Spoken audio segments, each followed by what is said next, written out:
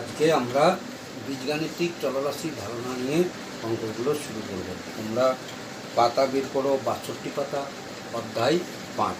ঠিক আছে, তাহলে শুরু করি আমরা। দেখো একদম এখানে কি আছে, বীজগাণিতিক চলরাশির ধারণা। ঠিক আছে, চলরাশির এখানে দেখো শাকিল দাদার সাইকেলের দুটি চাকা আছে, তাহলে দুটো চাকা। এবার শাকিল দাদা সাহেব দিদির সাইকেলের মোট চাকা তাহলে 2 + 2 4টা হবে। দিয়ে দেখো এরকম করে অনেকগুলো সাইকেলের চাকার ধারণা তৈরি করা হয়েছে। যেমন এখানে দেখো সাইকেলের ছবিটা দেখতে পাচ্ছ, দুটো। তাহলে যখন সাইকেলের সংখ্যা একটা তখন চাকা কত, 1 × 2 = 2টি। যখন দুটো হচ্ছে তখন 2 × 2 = 4। যখন তিনটে তখন 3 × 2 6টি। যখন 4 তখন 4 × 2 8টি। এরকম করে চলতে তখন 10 হবে, তখন 10 × 2 = 20। এরকম করে চলতে থাকছে। আবার যদি 20 করি তাহলে 20 × 2 = 40টি। এরকম করে যদি n সংখ্যক হয়, n সংখ্যক সাইকেল যদি হয় তাহলে কতগুলো চাকা হবে না, 2 × n = 2 × n। অর্থাৎ এই যে দুটো চাকার সংখ্যা দুটো, এটা হচ্ছে নির্দিষ্ট একদম, তাই এটাকে বলা হচ্ছে ধ্রুবক। আর এই এনের মানটা দেখো চেঞ্জ হতে যাচ্ছে। এনের মানটা চেঞ্জ হতে যাচ্ছে প্রত্যেক সময়ে। কি হচ্ছে, প্রথমে একটা ছিল, তারপরে দুটো, তারপর অর্থাৎ আমি যদি এইবার এইটাতে মানটাতে এনের মান 1 ধরি তাহলে 2 পাবো, এনের মান 2 ধরি তাহলে 4 পাবো, এনের মান 3 ধরি তাহলে 6 পাবো। এরকম করে এই মানগুলো পাচ্ছি। তাহলে এই এনটাকে বলা হচ্ছে চল, অর্থাৎ যে পরিবর্তিত হয়। ঠিক আছে, সাইকেলের সংখ্যাটা পরিবর্তিত হচ্ছে, চাকার সংখ্যা কিন্তু নির্দিষ্ট 2। তাহলে এইটাকে বলছি ধ্রুবক সংখ্যা, আর এটা হচ্ছে চল। ঠিক একই করে রিক্সার কটা চাকা আমরা দেখেছি, পেছন দিকে দুটো, সামনের দিকে একটা।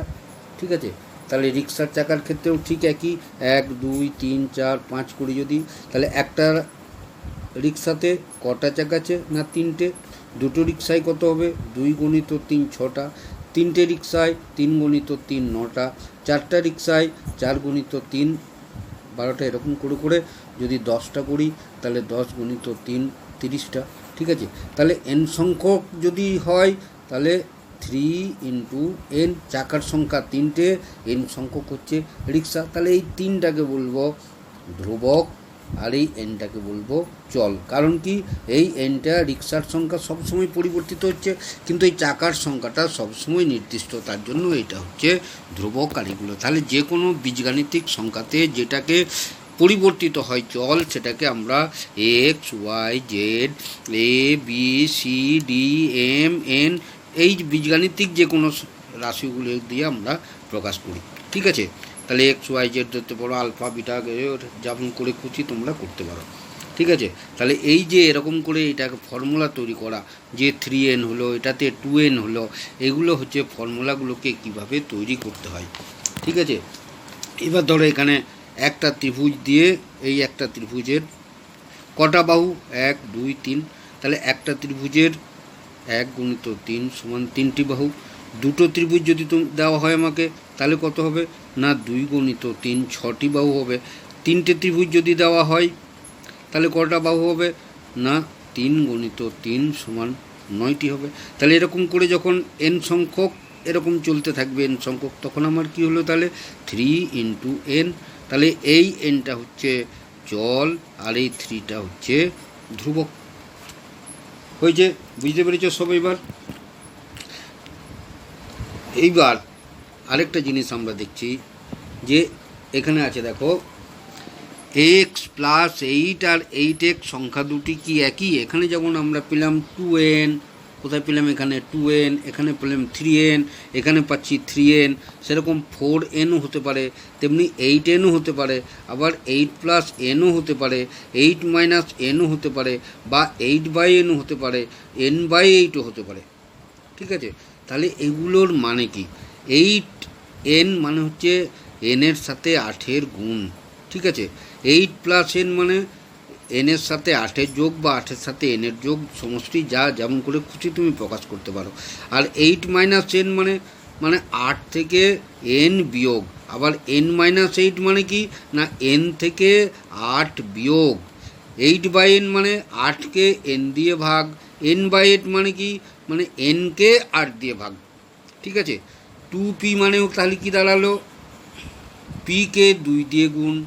p/2 মানে কি দাঁড়ালো, pকে 2 দিয়ে ভাগ। 3p মানে কি দাঁড়ালো, pকে 3 দিয়ে গুণ। 10p মানে হচ্ছে pকে 10 দিয়ে গুণ। ঠিক আছে, তাহলে এখানে আমরা কি দেখলাম যে 8n মানে হচ্ছে 8কে n দিয়ে গুণ বা nকে 8 দিয়ে গুণ। 8 + n 8 এবং n এর যোগফল। 8 - n 8 থেকে n এর যোগফল। ঠিক আছে, তাহলে সংখ্যাগুলো 8x আর 8n আর 8 + n দুটো সংখ্যা কিন্তু আলাদা।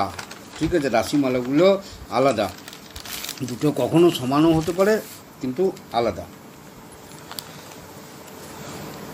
এইবার এখানে আমরা একটা দেখো দেওয়া আছে বর্গক্ষেত্র।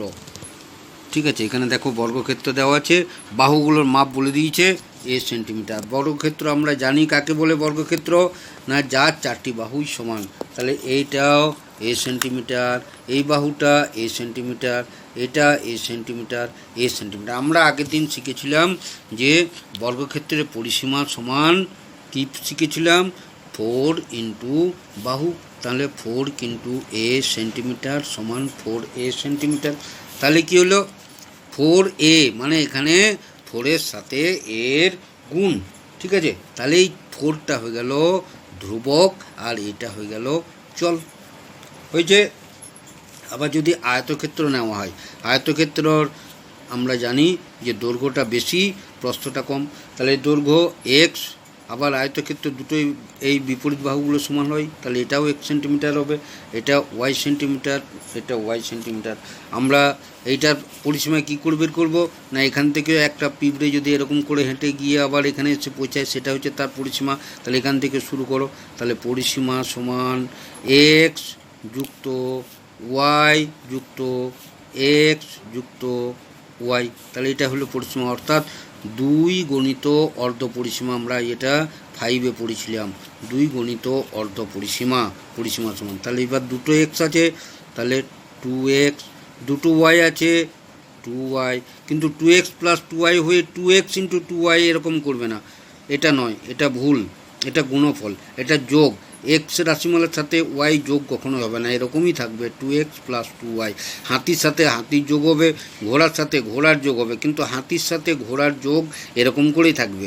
ঠিক আছে, তাহলে এটা হয়ে গেল এরকম নিলাম 2x + y। তাহলে 2টা হয়ে গেল চল, এক্সটা হয়ে গেল চল, ওয়াই এই 2টা হয়ে গেল ধ্রুবক, এক্সটা হয়ে গেল চল, ওয়াইটা হয়ে গেল চল, আবার x + y এটা গোটাটাই চল।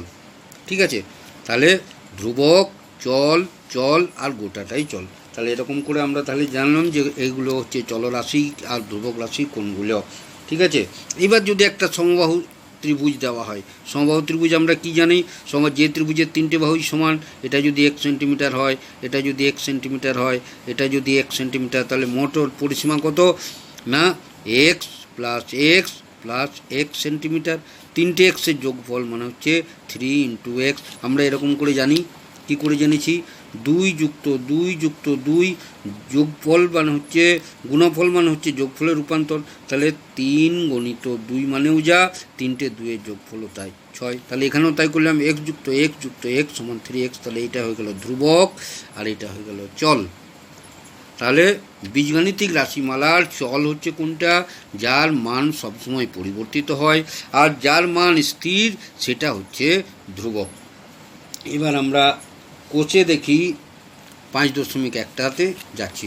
এখানে দেখো বলছে যে আমি দেশলাই কাঠি দিয়ে নিচের মতো ভি, এটা ভি এর মতো দেখতে যার জন্য ভি বলেছে, এটা জেডের মতো দেখতে জেড বলেছে, এটা ই এর মতো দেখতে যার জন্য ই বলেছে, এটা ডি এর মতো দেখতে তার জন্য ডি করেছে। কিন্তু ডি অনেকটা ওর মতোই লাগছে, পুরোটা হয়নি। আমরা এক একটা নিয়ম বের করি এবার। তাহলে এখানে ধরো V V V V dot dot অনেকগুলো ভি আছে, একটা ভিয়ে কটা ইয়ে লাগছে, দুটো, তাহলে দুটো দেশলাই কাঠি, তাহলে 2 × 1। ঠিক আছে, এবার দুটোতে যখন হবে তার মানে আগে যেমন করে টেবিল করেছিলাম তেমনি টেবিলই করি, 1 2 3 4 5 dot dot dot dot 10 dot dot dot dot n। ঠিক আছে, তাহলে একটাতে কটা কাঠি লাগছে না 1 গুণিত 2, দুটোতে 2 গুণিত 2, 3 গুণিত 2, 4 গুণিত 2, ঠিক আছে, 5 গুণিত 2, 10 গুণিত 2, এবার এনে তাহলে n গুণিত 2 মানে 2n। তাহলে এইটার এটা কী দাঁড়ালো, তাহলে এটা হয়ে গেল, এটা ফর্মুলাটা দাঁড়িয়ে গেল 2n। ঠিক আছে, এটা তুমি 2x করতে পারো, এটা তুমি 2y করতে পারো, এটা তুমি 2z করতে পারো। যখন x ধরবে তখন চলটা হচ্ছে x, যখন n ধরবে তখন চলটা হচ্ছে n, x ধরলে চলটা হচ্ছে x, y ধরলে চলটা হচ্ছে y, z ধরলে চলটা। এবার দ্বিতীয় ক্ষেত্রে ঠিক একই নিয়ম। তাহলে 1 2 3 4 5 6 dot dot dot dot n করলাম বা x করলাম। এবার তাহলে একটাতে কটা কাঠি লাগছে, 3টে, 1 2 3। ঠিক আছে, তাহলে 1 গুণিত 3, 2 গুণিত 3, 3 গুণিত 3, 4 গুণিত 3, 5 গুণিত 3, 6 গুণিত 3, x গুণিত 3 সমান 3x। তাহলে এটা হয়ে গেল 3x। ঠিক আছে, এবার চাই এটাতে কটা লাগছে দেখো, 1 2 3 4। তাহলে এখানেও 4টে লাগছে, তাহলে 1 2 3 4 5 6 ডট ডট ডট ডট এটাকে ওয়াই ধরছি, ওয়াই ধরে এবার কী হলো, তাহলে 4টে লাগছে, 1 গুণিত 4, 2 গুণিত 4, 3 গুণিত 4, 4 গুণিত 4, 5 গুণিত 4, 6 গুণিত 4 ডট ডট ওয়াই গুণিত 4 সমান 4y। তাহলে এটা হয়ে গেল 4y। ঠিক আছে, পরেরটা এবার এখানে কটা লাগছে, 1 2 3 4টে লাগছে, তাহলে এটাকে জেড ধরি, তাহলে 1 2 3 4 5 6 7 ডট ডট জেড। তাহলে 1 গুণিত 4, 2 গুণিত 4, 3 গুণিত 4, 4 গুণিত 4 ডট ডট ডট ডট করে জেড গুণিত 4 সমান 4z। তাহলে এটা হয়ে গেল 4z। 2 অঙ্ক। তবে 2 অঙ্ক যাওয়ার আগে এইটা দেখি আমরা, এই দেশলাই কাঠি দিয়ে কেউ যদি এরকম তৈরি করে তাহলে কতগুলো হবে দেখো, এখানে একটা 1 2 3 4 5 6 7, তাহলে 7টা দেশলাই কাঠি লাগছে।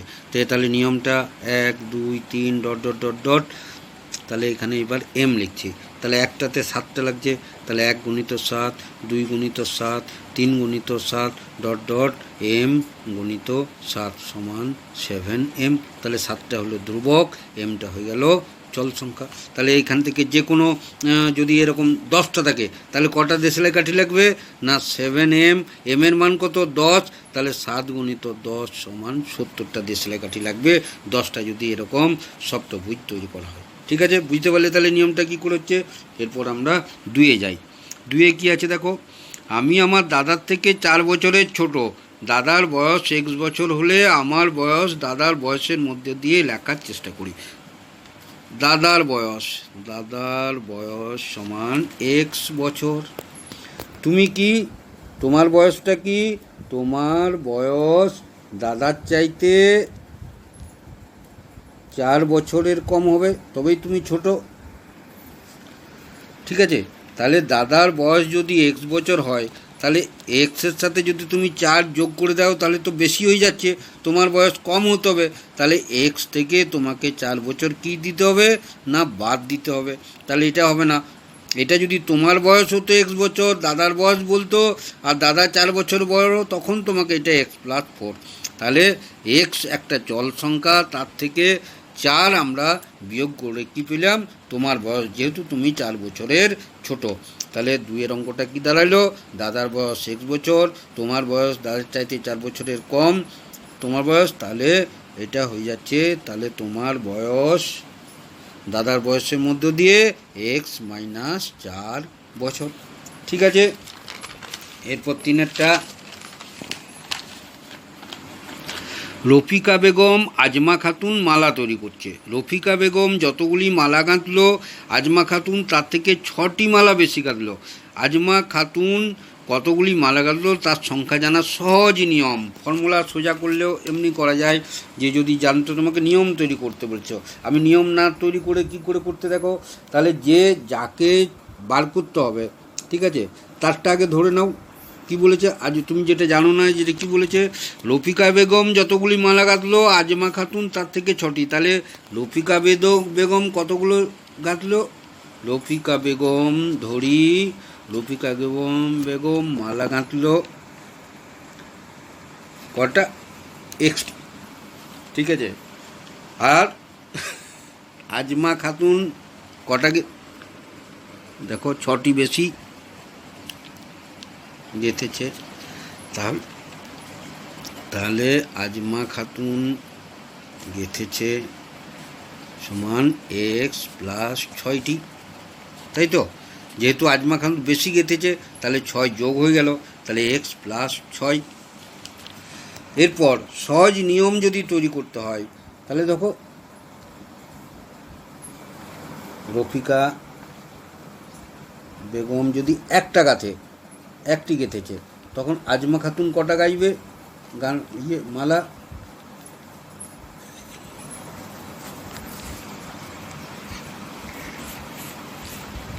এক প্লাস 6। এই যখন দুটো করছে তখন 2 প্লাস 6, তিনটে 3 প্লাস 6, চারটা 4 প্লাস 6। তাহলে এই যদি এক সংখ্যক গাঁথে তাহলে x প্লাস 6, এটা হচ্ছে নিয়ম। তাহলে দেখো ফর্মুলাতে আমরা আগেই বের করে রেখেছি x প্লাস 6, ঠিক আছে। তাহলে এইভাবে বের করবে নিয়মগুলো।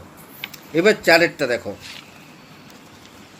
আমাদের দোকানে অনেকগুলি মোম রঙের প্যাকেট আছে, প্রতি প্যাকেটে 12টি মোম রঙ আছে, মানে এরকম করে তোমার অনেকগুলো প্যাকেট, এই প্যাকেটগুলোর মধ্যে 12টা করে আছে, এরকম করে করে 12টা করে করে আছে। তাহলে একটা বলছে হিসাব করার নিয়ম খুঁজি, ঠিক আছে। তাহলে একটাতে যখন একটা প্যাকেট, তখন কার সংখ্যা, মোম রঙের সংখ্যা কত, 12টা। যখন দুটো প্যাকেট হবে তখন 2 গুণিত 12, যখন 3টে প্যাকেট হবে তখন 3 গুণিত 12, 4টা প্যাকেট যখন হবে 4 গুণিত 12, যখন m সংখ্যক প্যাকেট হবে তখন m গুণিত 12, তার মানে 12m, ঠিক আছে। তাহলে আমরা প্রতি প্যাকেটে যদি 12টা করে রং থাকে, তাহলে দোকানে মোট কতগুলি হিসাব করার সহজ নিয়মটা কি দাঁড়ালো, তাহলে অতএব মোম রঙের সংখ্যা সমান 12m, যেখানে এমটাকে লিখতে হবে তোমাকে, যেখানে এম হচ্ছে মোম রঙের প্যাকেটের সংখ্যা। হয়েছে। এবার 4টা হয়ে গেল, 5-এ যাই আমরা। আজ আমাদের স্কুলের অনুষ্ঠানে আমরা অনেকগুলি সারিতে বসেছি, প্রতি সারিতে যদি 15 জন বসি, তবে আজ আমরা মোট কতজন স্কুলের অনুষ্ঠানে বসেছি তা হিসাব করার সহজ নিয়ম। তাহলে এরকম করে করে অনেকগুলো সারিতে ওরা বসেছে, ঠিক আছে। প্রতি সারিতে এরকম করে করে কতজন করে আছে না 15 জন করে আছে, এক একটা সারিতে 15 জন করে আছে, প্রত্যেকটা সারিগুলোতে 15 জন করে এরকম করে বসে আছে 15 জন, এখানেও বসে আছে 15 জন, এখানেও বসে আছে 15 জন, এখানেও বসে আছে 15 জন। কিন্তু এই যে এইটা হচ্ছে ধ্রুবক সংখ্যা 15 জন সবগুলোতেই, কিন্তু এই সারির সংখ্যাটা বলেনি, সেটা একটা হতে পারে, দুটো পরে হতে পারে, 3টে হতে পারে, অর্থাৎ এইটা হচ্ছে চল সংখ্যা।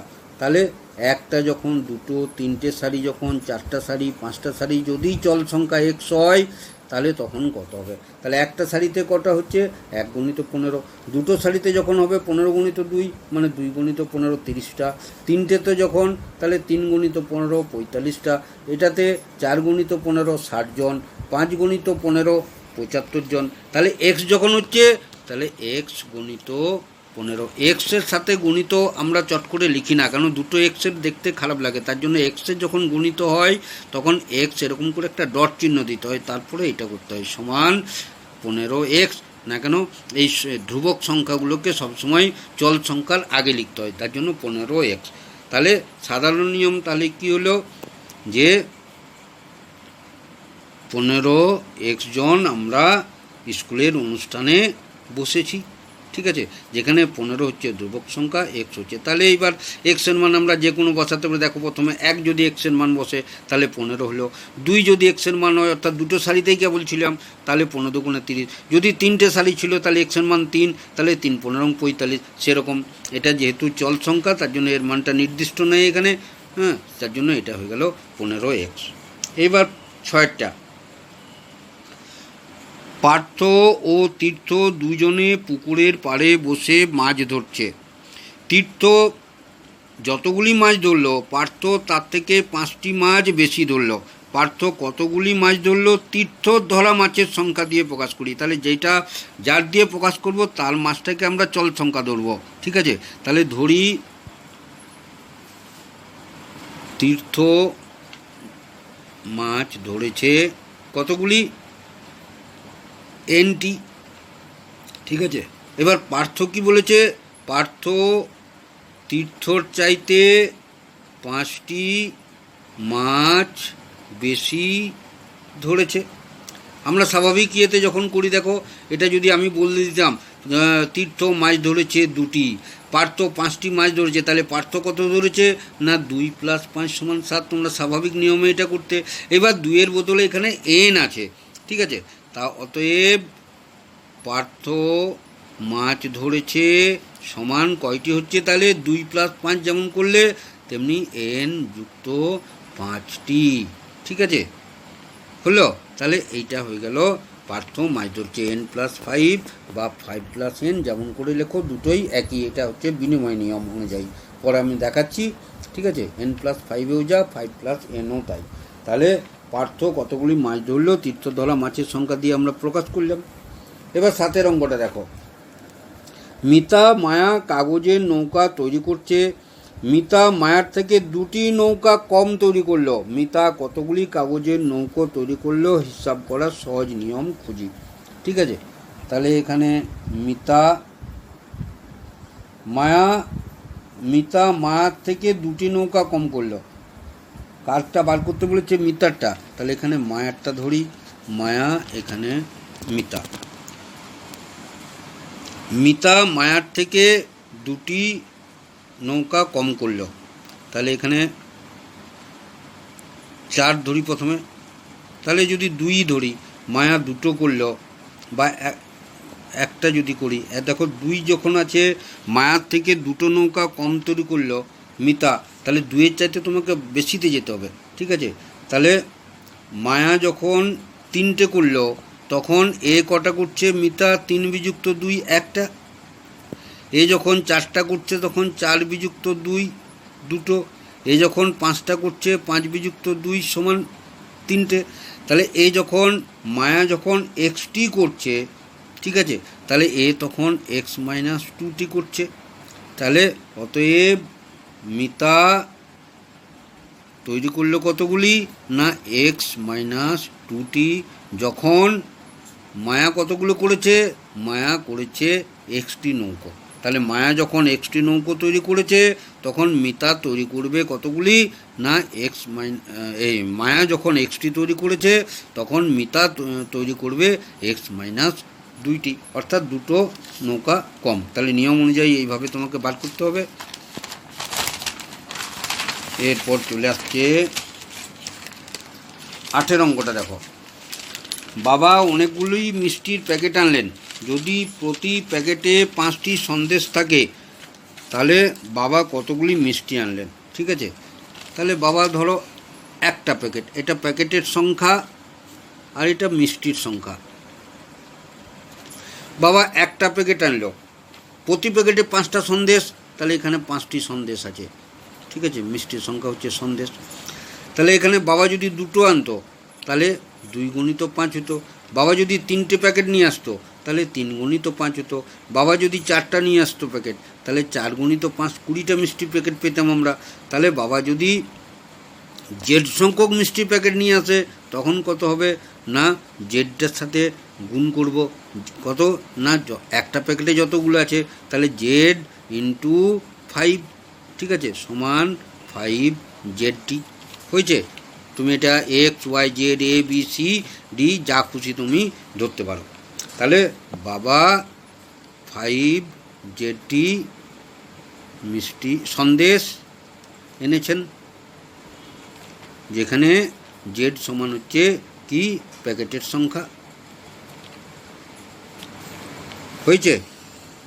এরপর লাস্টেটা দেখো 9, দিদা আজ নারকেলের সন্দেশ তৈরি করেছেন। দিদা আমাকে যতগুলি সন্দেশ দিলেন আমার ভাইকে তার থেকে 2টি বেশি দিলেন। তাহলে এখানে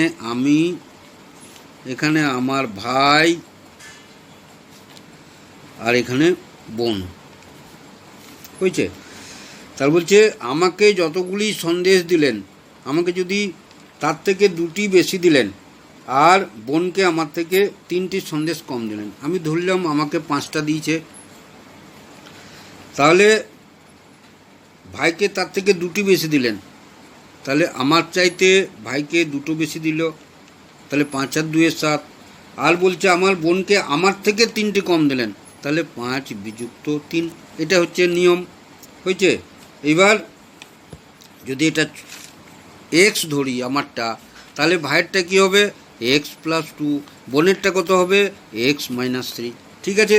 তাহলে ভাই বোনকে কতগুলি করে সন্দেশ দিয়ে আমার পাওয়া সন্দেশে অজানা সংখ্যায়, তাহলে আমারটা অজানা সংখ্যা হচ্ছে এক্স। তাহলে আমার ভাই পেল এক্স প্লাস 2টি, আমার বোন পেল এক্স মাইনাস 3টি। ঠিক আছে? ভাই যেহেতু বেশি পেয়েছে তার জন্য প্লাস, বোন কম পেয়েছে আমার থেকে তার জন্য মাইনাস। তাহলে এটা হয়ে গেল আজকের মতো। এখানে এই চ্যাপ্টারটা আমরা 5.1টা শেষ করে দিচ্ছি, পরের দিন পরের চ্যাপ্টারে যাব।